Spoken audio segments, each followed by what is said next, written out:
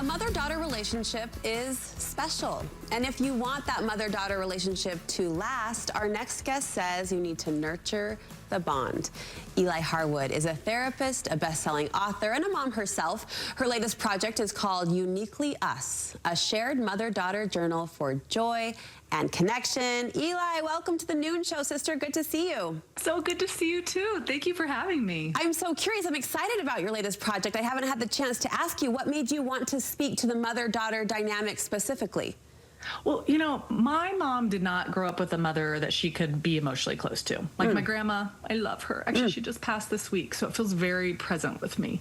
She didn't know how to develop actual emotional closeness. She didn't have it from her mom. And so my mom was the cycle breaker in my family. And she was the one that was like, this isn't going well, this whole generational trauma thing we're doing. We've got to do something different. And I just think there's such a power in my life of how she opened up conversations with me that allowed me to trust her and rely on her and learn how to be my whole authentic self in my relationship to her, which helped me do that in other places in my life. Oh, I love that sweet tribute to your mom. And I also love that you point to this connection opportunity being a skill, because women might be saying, I'm not the warm, ooey gooey type innately or naturally, but you can learn, right, to practice the kind of conversation or the kind of behavior. It's what I'm hearing you say that can forge that relationship that you had with your mom.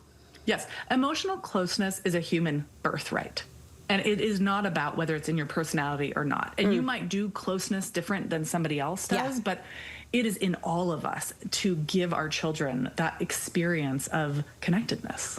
Strong words. I love that. You've identified 3 things that mothers can do to form what you just described, that close, long-lasting bond with our daughters.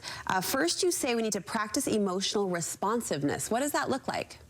It means that when we see our kids feeling something, we mirror it back with them in general. You aren't going to do this all the time. Nobody's doing this all the time. But we want to make this a pattern in our relationship. So let's say our kid is full of joy. You know, they're like, oh my gosh, Mom, I'm so excited. I got first chair in the trumpet. You know, that's emotion. And they need us to respond back like, yeah, girl. Oh my gosh, that's amazing. I'm so happy for you. We're going to mirror their emotional state. Or if they come home and they're like, I didn't get first chair in the trumpet. That we're like, oh, honey, you're so sad. I can tell that like was really heartbreaking and crushing for you. Come here. I'm here. I'm going to be present with you in your emotional states, because that is how trust is formed in human relationships. It's through emotional connection. You talked about that familial cycle your own mom worked to break and move forward from. And in some cases, you point out moms may need to do that, look back and identify points or places where they might need to do some repair themselves.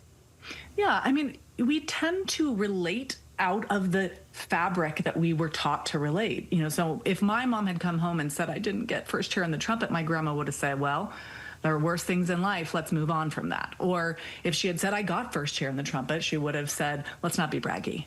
You know, she wasn't able to meet and respond and attune. And so, you know, if you're in this conversation right now and you're thinking like, yikes, I don't actually know how to do what she's talking about, there might need to be some work to kind of reflect on how was I raised, and did I actually feel emotionally connected, or was I just accepting what was there, and what do I need to do to become more open and more connected and more curious and nurturing to my own daughter.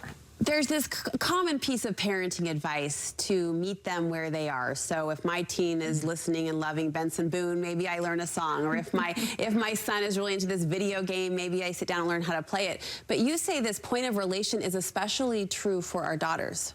Yes. Well, you know, honestly, in any relationship, this is important. It's synchronicity. So there is trust in feeling someone is emotionally connected to us, but that trust gets deepened and secured when we enjoy somebody, you know? And so I think it's our job as mothers with our daughters to be curious about what it is that sparks joy in them. I call it joining in the journal. Oh, cute. Of like, finding what that is and then entering in and being curious about it with them. In our final 30 seconds together, Eli, what would you say to the mother out there, and I'm sensitive to this woman who's listening and saying, I'm trying to check these boxes and I'm just not feeling that connection take hold?